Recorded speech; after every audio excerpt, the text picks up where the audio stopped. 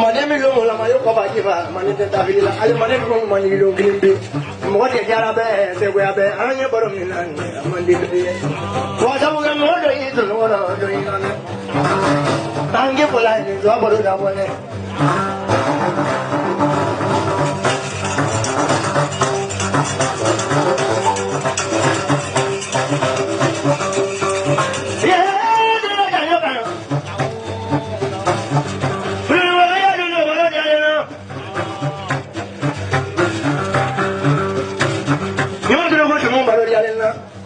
Abuela pada dia ni.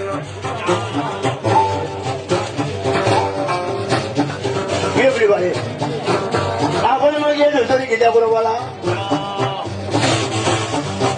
Kema boleh ni apa halau tu dia kali lagi. Ni dua belas orang yang nabi. Everybody. Ni dua yang orang yang nabi yang gile. Everybody. Paling yang mana orang tu ya benar apa? Ibu aku madu semua sampai ada dua biar aku pinjamnya. Ni kalau mami madu maru dua biar aku pinjam.